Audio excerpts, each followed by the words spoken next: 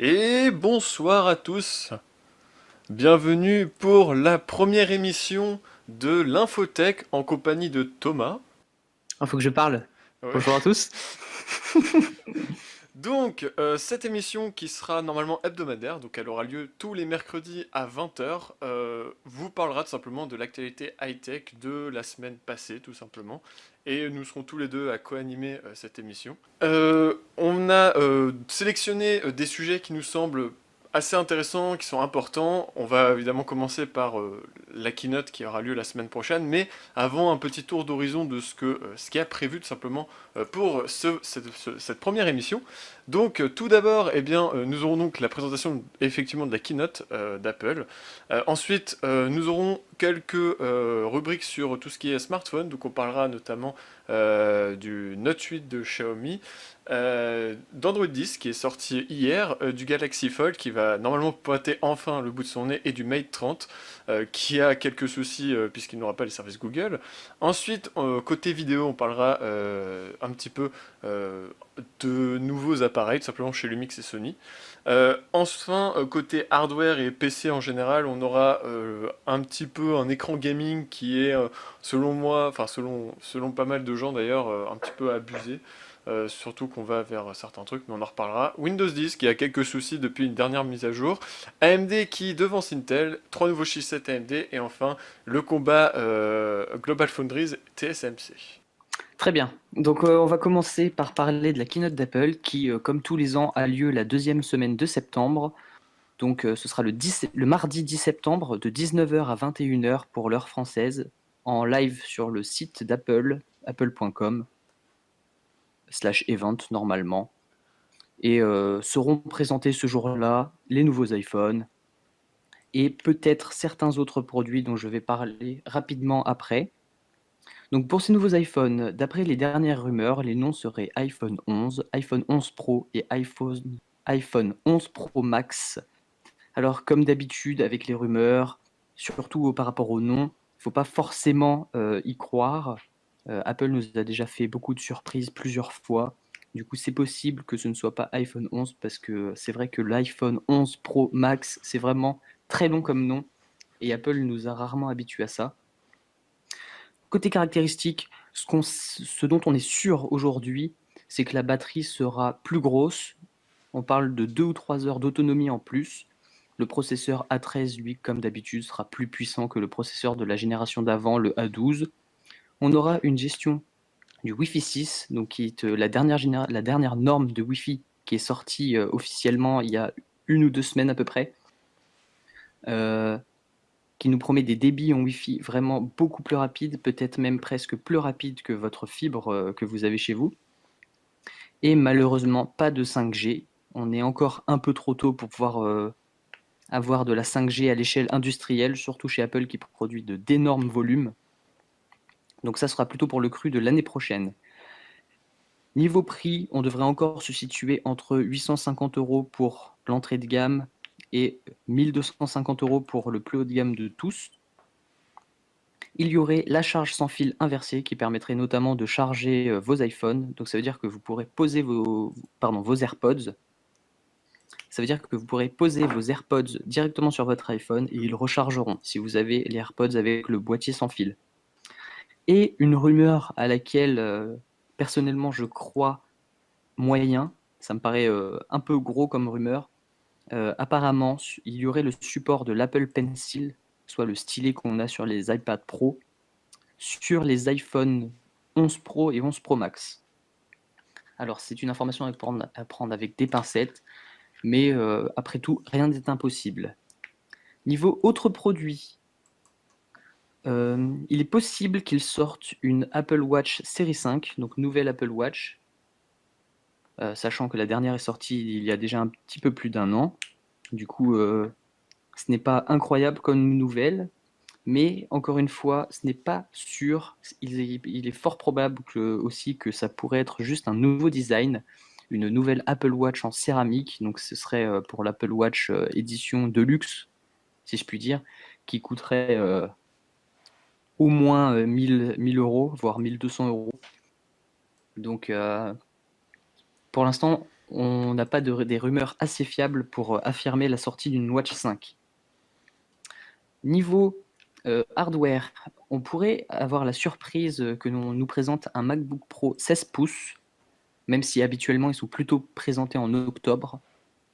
Donc le MacBook Pro 16 pouces qui en réalité viendrait remplacer l'actuel MacBook Pro 15 pouces grâce à des bords d'écran beaucoup plus fins, ce qui nous permettrait d'avoir un boîtier sensiblement de la même taille de celui du 15 pouces actuel, mais avec un écran un peu plus confortable. Également, il pourrait y avoir une nouvelle génération d'iPad Pro qui serait équipée d'un triple capteur photo. Mais c'est pareil, ce ne sont que des rumeurs et on est sûr de rien. Si vous voulez vraiment avoir toutes les infos, il faudra être derrière votre écran le 10 septembre à 19h. Concernant les services, Apple a annoncé pas mal de services il y a quelques mois, notamment Apple Arcade et Apple TV+. On pourrait voir ces services démarrer officiellement ce 10 septembre. Donc pour rappeler, Apple Arcade, c'est un système d'abonnement pour avoir accès à plein de jeux en illimité. Au lieu d'acheter les jeux individuellement, maintenant, on y aurait accès par un abonnement. Il y a beaucoup de constructeurs qui s'y mettent, notamment Google avec Google Stadia et Ubisoft avec Uplay+. Du coup, voilà. Et pour Apple TV+, c'est simplement le service de streaming comme Netflix ou comme Disney+, qui devrait sortir pour 10 $, cette version. Voilà, je relaisse la parole à Jérém. Voilà, donc ça promet un petit peu cette keynote qui pourrait annoncer de grandes choses. Alors comme d'habitude, il y a pas mal de choses qu'on sait déjà, mais comme l'a dit Thomas, il y a beaucoup de choses aussi que souvent on se trompe, notamment sur les noms, effectivement. C'est souvent d'ailleurs que ça change à la keynote, on n'a pas vraiment le même nom. Mais régulièrement, on se plante pas trop sur les caractéristiques, donc on verra tout ça tout simplement la semaine prochaine. Alors, avec petite transition quand même, justement, on parlait un peu des iPhones, etc. Xiaomi qui a officialisé le Redmi Note 8, qui était sorti en Chine il y a quelques semaines, il me semble. Ça arrive en Europe. Oui, donc ça arrive en Europe et je suis obligé de te reprendre, je suis désolé, il n'est pas sorti en Chine il y a quelques semaines. En fait, il vient d'être annoncé, il n'est pas Ah, encore disponible en d'accord, ouais, Europe. je pensais. C'est J'ai l'inverse. mal lu. Ok. Il n'y a pas de souci, hein. Globalement, ce nouveau Xiaomi Redmi Note 8, c'est une évolution du Redmi Note 7 qui est par toute la critique salué comme le meilleur smartphone en dessous de 200 euros. Et personnellement, j'irais même pousser cela jusqu'à 300 voire 350 euros tellement il est exceptionnel. Il vous offre les meilleures caractéristiques possibles à un prix vraiment très peu élevé. Et ici, on se retrouve encore avec une excellente évolution car cette année, il y a le Redmi Note 8 Pro qui non seulement est excellent dans plein de domaines, avec un excellent rapport qualité-prix, mais en plus, il devrait bénéficier d'un capteur photo de milieu de gamme dans le smartphone. C'est-à-dire que en photo, il rivaliserait avec des téléphones vendus euh, bien plus cher que lui, ce qui le rend nettement plus intéressant encore que ce qu'il l'était déjà. Euh, un processeur Mediatek Helio G90T, une puce inédite qui est vachement orientée gaming, donc qui promet vraiment d'excellentes performances, 8 Go de RAM, 64 ou 128 Go de stockage interne et une batterie de 4500 mAh, tout ça sous un écran euh, QHD, si je ne dis pas de bêtises, qui fait 6,53 pouces. Et je m'excuse, c'est du Full HD.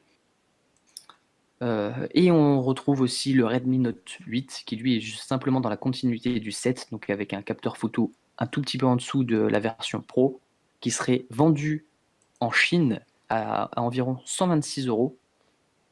Donc ce qui nous permettrait d'imaginer pouvoir l'avoir en importation pour 150 euros, ce qui est vraiment exceptionnel parce que il y a 1 ou 2 ans, un smartphone de cette puissance-là coûtait presque 500 euros. pour vous dire à quel point Xiaomi donne un grand coup de pied dans la fourmilière pour améliorer tout ça. Je relaisse la parole à Jérém. Alors, effectivement, Xiaomi qui bouleverse encore une fois le marché, enfin, de toute façon, c'est les constructeurs chinois qui font ça. On a eu le cas avec Huawei il y a quelques temps. Et ce nouveau smartphone devrait sortir sous Android 10, qui est sorti officiellement hier sur les Google Pixel. Donc, Android 10, qui est donc la nouvelle version d'Android, qui n'a plus de nom. On n'a plus de nom de friandise derrière. Là où avant, par exemple, Android 9, c'est Android Pie. Android 8, c'était Android Oreo. Voilà, maintenant ça n'existe plus. La firme a décidé de ne plus donner de nom comme ceci. Du coup, maintenant c'est juste Android 10. Donc, quelques nouveautés sans être incroyables d'Android 10 ne sera clairement pas une révolution.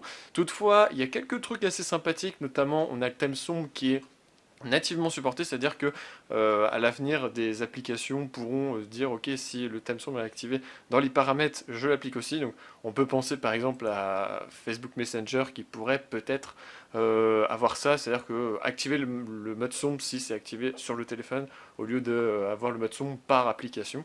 Il y a également la nouvelle navigation de gestuelle qui, qui est en fait juste une évolution de ce qu'on a déjà sur Android 9, donc Android Pie. Il n'y a pas énormément de nouveautés, c'est juste un peu amélioré et surtout il y a plus d'alternatives, etc. Faut vraiment savoir et fouiller dans les options. Mais il n'y a rien d'incroyable là-dessus. Et surtout, on a par exemple d'autres trucs pour nous simplifier la vie, comme le partage Wi-Fi par QR code, c'est-à-dire que vous pouvez être connecté à un Wi-Fi avec tous les paramètres, le mot de passe, etc. Et si quelqu'un vient chez vous, vous pouvez tout simplement le faire scanner ce QR code, et cette personne va tout simplement être connectée automatiquement au Wi-Fi sans qu'il ait à rentrer le mot de passe. Donc c'est pas mal pour éviter que le mot de passe se balade. Voilà, seul vous pouvez à le connaître, et du coup ça fait que quand il part, vous pouvez il n'a plus le mot de passe. Et surtout, et ça c'est un petit peu, on va dire, paradoxal pour Google, c'est un meilleur contrôle de la vie privée, puisque désormais, enfin, le contrôle là-dessus, les autorisations sont un peu plus complètes. Par exemple, sur tout ce qui est la position de cet appareil, maintenant, vous pouvez mettre que les applications aient accès à votre position, enfin, ça peut marcher sur plein de choses, que lorsque l'application est lancée. Ça peut être très utile, et personnellement, je trouve ça vraiment bien. Mais voilà, c'est quelques améliorations, il y en a plusieurs autres, et voilà, faut creuser de toute façon, et tout n'a pas vraiment sorti là-dessus. Et puis, côté partage, maintenant, il est un peu plus intelligent, on n'est plus obligé de galérer sur des icônes, etc. Vous pouvez le voir ici. C'est un petit peu mieux fait. Et surtout, cette version Android 10 est, on va dire, plutôt... elle cache des fonctionnalités qui seront utiles pour plus tard, notamment les smartphones pliables, mais aussi la 5G, le support du WPA3.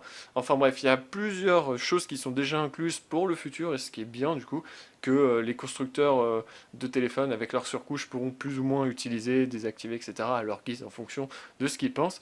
Et du coup, effectivement, le smartphone pliable, c'est pour très vite, puisque tout simplement, il y a le Galaxy Fold qui va enfin sortir ce mois-ci normalement, après un report suite à des problèmes avec l'histoire de l'écran qui se décolle, enfin la protection d'écran qui pouvait être décollée mais qui en fait était l'écran.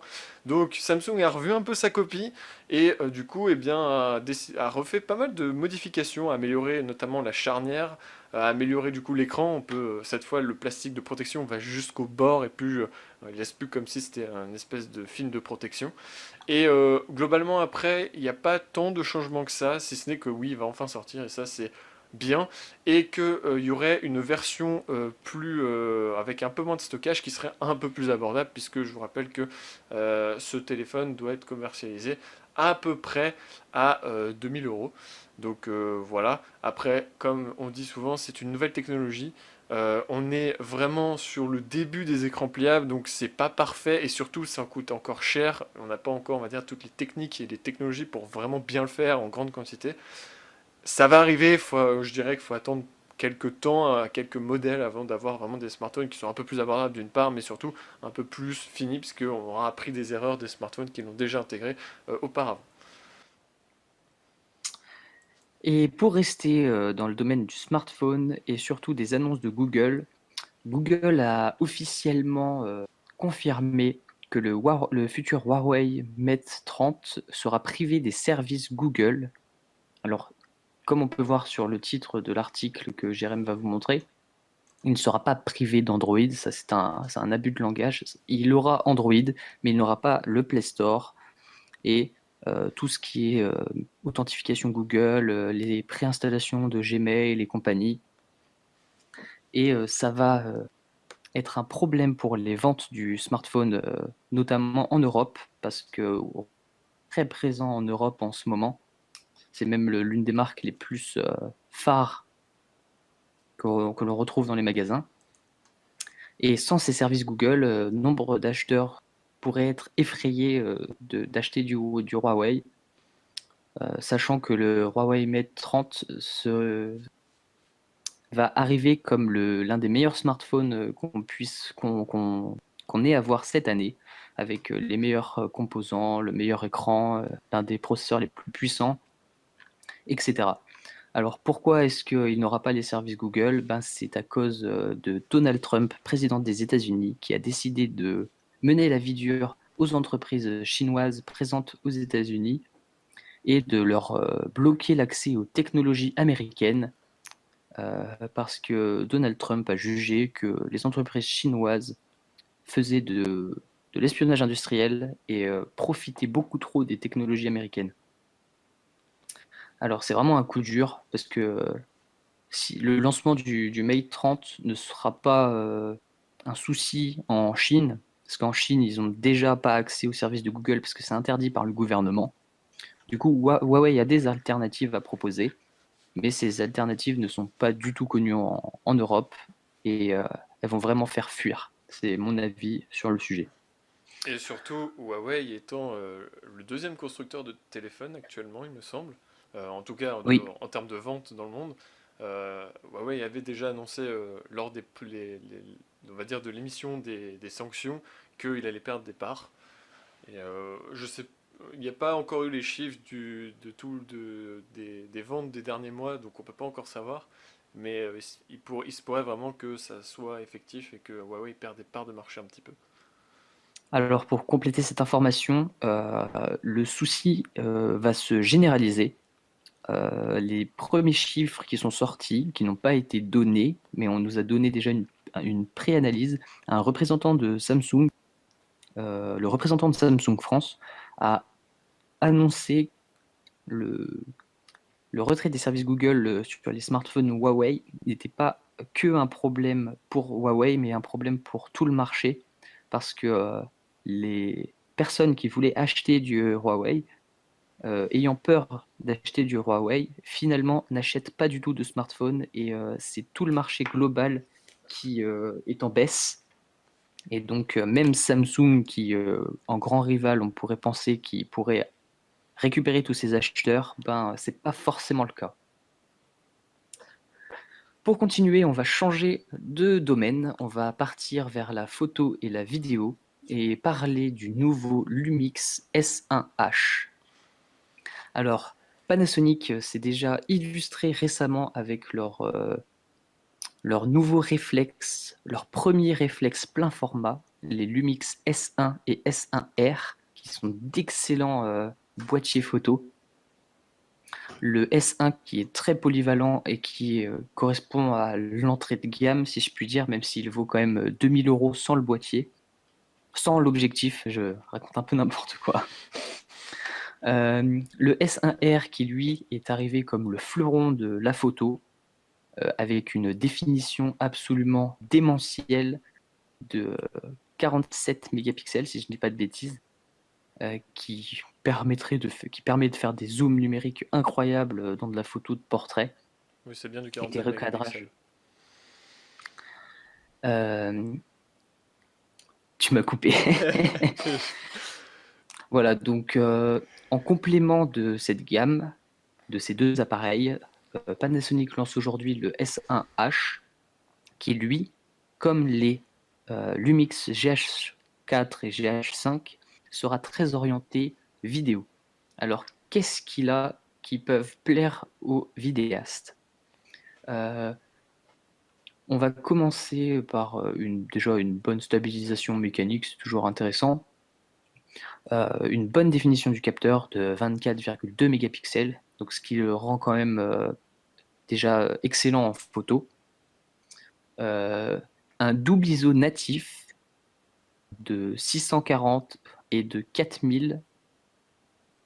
La valeur ISO, c'est la sensibilité numérique à la lumière. Donc plus la sensibilité est élevée, plus l'appareil va voir dans le noir. Par contre, si elle est éloignée de son ISO natif, l'image va être vraiment très moche. Donc l'avantage d'avoir ce double ISO natif, c'est d'avoir une valeur à 640 pour pouvoir prendre sa vidéo en pleine lumière, en plein jour, en extérieur, et une valeur native à 4000 qui permet justement de pouvoir shooter en conditions de lumière beaucoup plus basses, mais sans avoir le problème de cette image qui perd en qualité puisque on se retrouve à une valeur native. On a également une très bonne plage dynamique. Donc la plage dynamique, c'est la capacité à capturer dans l'image à la fois des zones très sombres et des zones très lumineuses. Donc c'est une plage dynamique de 14 stops qui est vraiment excellente, qui est bien plus élevée que sur la plupart des boîtiers, ce qui nous permettra de ne pas avoir ces effets de contraste horribles. Par exemple, si vous filmez un sujet devant une fenêtre, soit vous avez l'extérieur totalement blanc et votre sujet qui sera correctement exposé, soit c'est l'inverse, votre sujet sera tout noir et vous verrez normalement l'extérieur. Ici, ce problème est vachement atténué grâce à cette grande plage dynamique. Pour le côté plus cinéma de la chose, aujourd'hui, si on utilise la 4K, c'est pas pour forcément diffuser en 4K, c'est pour avoir plus de liberté lors du montage. Et comme la diffusion en 4K, notamment avec les écrans 4K, les télé 4K, commence à vraiment se démocratiser, on a besoin de shooter dans un niveau au-dessus. On n'a pas encore la capacité de filmer en 8K, pour ces gammes de prix, je parle, j'entends bien. Mais ici, Panasonic va nous proposer d'enregistrer en 6K 24 images secondes, donc la fréquence cinéma, du coup c'est vraiment bien pour les vidéastes, pas du tout un problème. Et on peut même filmer en 4K à presque 30 images secondes, à 60 images secondes excusez-moi. Donc qui nous permettrait de faire des ralentis un peu plus de x2, ce qui peut être vraiment intéressant artistiquement. Et voilà, donc c'est aujourd'hui l'une des meilleures caméras en dessous de la barre des 5000 euros. Pour ceux qui ont un minimum de budget, ça leur laisse quand même de quoi acheter des bonnes optiques pour vraiment améliorer leur image. On va finir par pourquoi ce S1H a pu exister. C'est grâce à cette structure ventilée, comme vous pouvez voir rapidement. Cette structure ventilée permet donc c'est la première fois qu'on a un ventilateur dans un boîtier photo ou vidéo.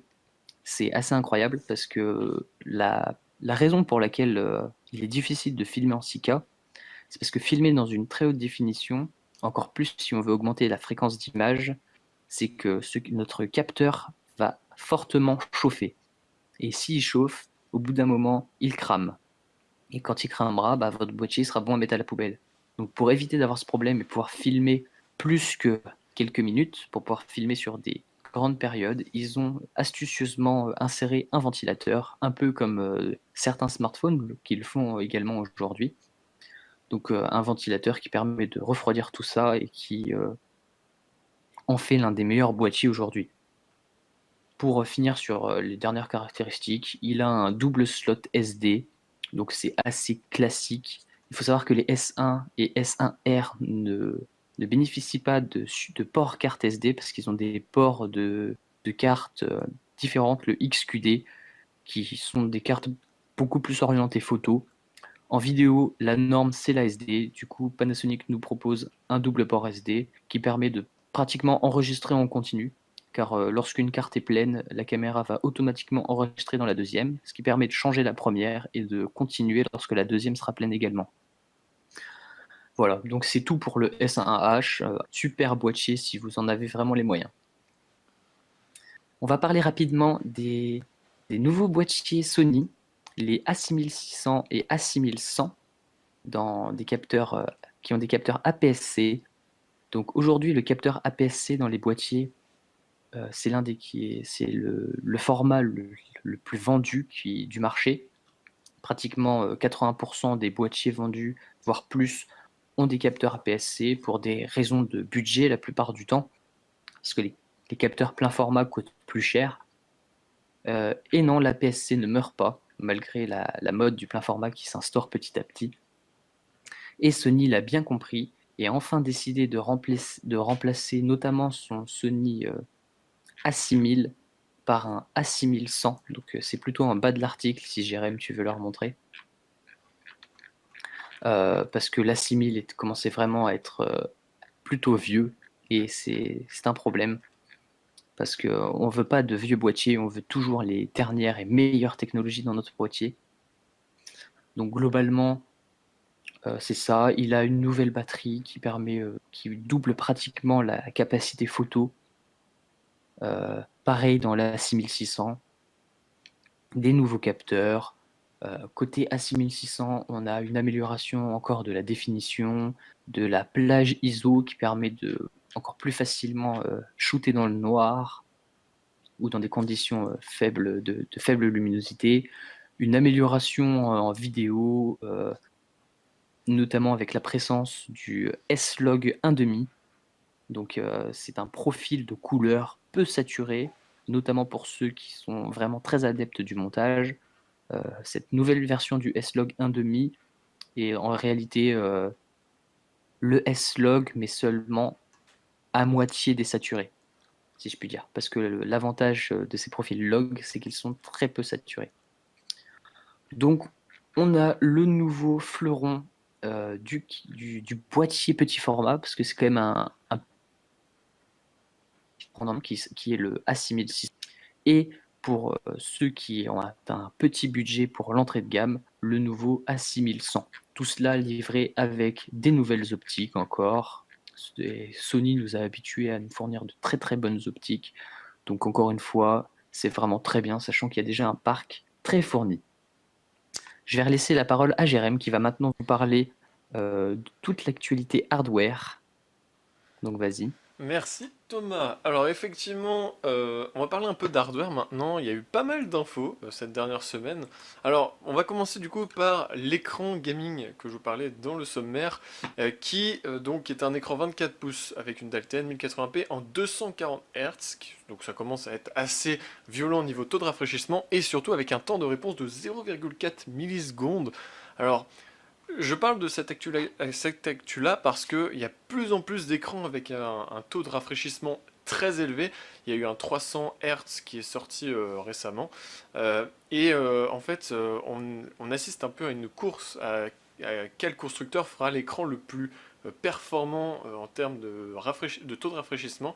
Là, clairement, 0,1 milliseconde de latence, c'est vraiment très faible.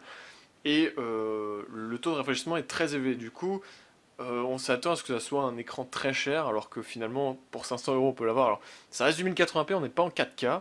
Donc, 500 euros pour un écran 1080p, c'est vraiment qu'on a besoin de cette fréquence et de cette latence très très faible. Mais à part ça, il y a le support de Nvidia G-Sync, etc. Donc voilà, les écrans gaming aujourd'hui, on n'assiste plus vraiment à, on va dire, plus la qualité des couleurs, etc. Parce qu'aujourd'hui, la plupart des constructeurs se débrouillent relativement bien. Après, ça dépend du prix que vous mettez dans l'écran. Mais on assiste plus au taux de rafraîchissement et ça sera intéressant de voir jusqu'où ils vont s'arrêter. Donc à suivre l'histoire des écrans. J'ai envie de dire, on va bien voir. Ensuite, dans un tout autre registre, Windows 10 qui a quelques soucis depuis la dernière mise à jour, qui est tout simplement la mise à jour facultative cumulative. Donc, c'est la KB451294.1. Donc, bref, si vous allez dans Windows Update, vous pouvez la voir affichée. Et en fait, cette mise à jour elle n'est pas obligatoire, donc elle ne va pas se faire toute seule. Il faut que vous le fassiez. Ne la faites pas, tout simplement parce qu'elle surcharge votre ordinateur. Elle ajoute inutilement une consommation excessive de votre processeur et de la RAM. Donc, Microsoft n'est pas, on va dire, à sa première erreur, tout simplement parce que parce qu'on a déjà eu des problèmes sur des mises à jour récemment, enfin récemment, ça commence à remonter à quelques mois, mais il y a eu l'histoire de la mise à jour qui supprime des données, il y a eu une autre mise à jour qui avait tout simplement des soucis de stabilité, surtout en termes d'ouverture, etc., de rapidité de réponse des processus. Et là, on a un autre problème, c'est que Windows surcharge votre processeur. Alors, pour des gros PC, ça va peu se voir, même si vous faites des grosses tâches à côté, vous allez sentir que ça va aller moins bien que d'habitude. En revanche, pour les petites configs, c'est vraiment un problème. Donc là, on peut voir justement sur cette screenshot, bon là c'est en anglais, mais vous avez justement cette partie dans Windows Update qui vous dit mise à jour facultative est disponible. Ne la faites pas vraiment. Attendez que un nouveau patch sorte parce que actuellement Windows Microsoft a reconnu que c'était un problème et va sortir un patch. On ne sait pas quand. Et surtout, si vous l'avez faite, eh ben, vous pouvez la désinstaller dans l'historique des mises à jour. Et vraiment, je vous conseille de la désinstaller parce que ça vous posera moins de problèmes et votre PC tirera moins un peu la tête. Mais justement, on parlait de processeurs, et bien on assiste à AMD qui passe devant Intel depuis 2 mois. Donc depuis que les Ryzen 3000, donc l'architecture Zen 2 a été lancée début juillet, et bien Intel perd progressivement les parts de marché. Alors oui, Intel peut se vanter encore d'être le leader sur le gaming avec notamment son i9 9900K. Simplement, il perd beaucoup de parts de marché dans le sens où sur ces 2 derniers mois, AMD se vend entre 72 et 75% du temps, alors qu'Intel du coup n'est qu'à entre 25 et 28%. Donc Intel peut encore se vanter encore une fois d'être le leader, mais AMD est clairement en train, en termes de vente, de le dépasser. Et surtout que Intel a toujours eu des prix vraiment élevés par rapport à ce que peut faire la concurrence. Mais actuellement, Intel n'est pas que battu sur ça, il est également battu sur les performances, puisque AMD est moins cher, mais est quasiment aussi performant. Il y a toujours quelques petits écarts, mais ça ne joue à rien selon les processeurs que vous comparez chez Intel et AMD. Pour la gamme de prix, généralement, AMD est toujours devant. Euh, Au-delà de ça, il y a aussi un problème de processus de gravure, puisque vous savez qu'Intel est encore en 14 nanomètres. Ils ont récemment annoncé la 10e génération qui sera encore gravée en 14 nanomètres. Alors c'est 14 nanomètres plus. Enfin, ils sont tellement perfectionnés sur ce processus de gravure le processus de gravure est très très très propre et fin. Simplement, AMD est actuellement en train de travailler pour développer du 5 nanomètres et grave actuellement en 7 nanomètres. Donc Intel est un peu en retard, même si ils ont encore des puces assez performantes en 14 nanomètres. Il faudrait quand même peut-être qu'ils songent à avancer. C'est pour ça aussi qu'AMD prend un peu d'avance. AMD supporte le PCI 4, etc. depuis sa dernière gène, alors qu'Intel, sa 10e génération, ce n'est pas prévu de supporter le PCI 4. Donc voilà, à suivre, mais pour l'instant AMD a pris la place d'Intel, enfin est vraiment bien assis sur son trône pour le moment. Donc à suivre au cours des prochains mois lorsque la suite des aventures d'AMD sortiront.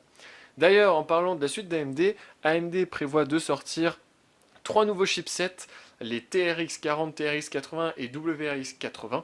Alors tout simplement c'est pour les Threadripper tout d'abord, donc TRX et Threadripper tout simplement. Donc c'est pour les nouveaux Threadripper qui vont sortir très prochainement. Et le WR c'est tout simplement les processeurs EPYC, donc les processeurs serveurs. Et donc AMD a prévu de sortir donc 3 nouveaux chipsets donc, pour supporter ces différentes choses et donc pour également supporter les nouvelles normes telles que le PCI 4 et des channels à foison. Vous voyez là vous pouvez avoir 8 channels en mémoire sur les chipsets en 80. Donc c'est assez énorme et encore une fois Intel a encore pas mal de parts de marché sur le serveur. Mais AMD est en train de progressivement rattraper son retard et surtout propose des solutions très intéressantes par rapport à Intel et beaucoup moins coûteuses. Donc pareil, encore une fois, ça va se voir sur du long terme parce que AMD a pris les devants très récemment. Donc il y a beaucoup de parcs informatiques qui ont encore des processeurs Intel et ils vont pas les changer tout de suite parce qu'ils sont souvent pas très vieux. Mais d'ici quelques années, quand il va falloir renouveler le parc, si AMD continue à se maintenir à ce niveau en termes de performance, ça va être intéressant de voir si Intel va, on va dire, suivre ou va continuer un peu avec ses prix pas très intéressants et surtout avec ses retards. Alors Intel doit sortir ses cartes graphiques, est-ce que ça suffira à le maintenir un peu en haut ou est-ce qu'Intel va vraiment être en difficulté économique, etc. Ça, on peut pas encore le savoir parce qu'Intel a encore quand même quelques parts de marché. On le saura tout simplement prochainement. Mais justement, AMD fait sous-traiter un petit peu ces processus de gravure. Ils n'ont pas développé tout seul le processus de gravure en 7 nanomètres. Donc c'est TSMC qui sous-traite tout simplement ça. Et il y a GlobalFoundries qui a attaqué TSMC en justice pour tout simplement l'utilisation de brevets non autorisés. Oui, donc je vais reprendre la parole. Cette affaire qui est un peu drôle sur les bords parce que GlobalFoundries est une entreprise américaine face à TSMC qui est basée plutôt en Asie. GlobalFoundries qui attaque TSMC pour la violation de 16 brevets, soi-disant, parce que ce sera la justice de trancher, mais pour l'instant, cette plainte paraît un peu bancale. Et surtout, ces 16 brevets sur les 37 000 brevets que possède TSMC, qui fait partie des entreprises, du top 10 des entreprises possédant le plus de brevets au monde. Donc franchement, pour eux, ils en rigolent. TSMC dément même avoir violé ses brevets, même si c'est souvent le cas de faire de l'autodéfense. Ici, c'est jugé plutôt proportionné. Parce que c'est vraiment une grosse base si on creuse un peu le sujet, sachant que Global ne fait pas aujourd'hui de processeurs ARM ou x86 qu'on retrouve dans les smartphones ou dans les PC. Global Foundries font des puces d'autres types, un peu comme les puces RFID qu'on retrouve notamment dans le NFC pour faire le NFC de nos smartphones.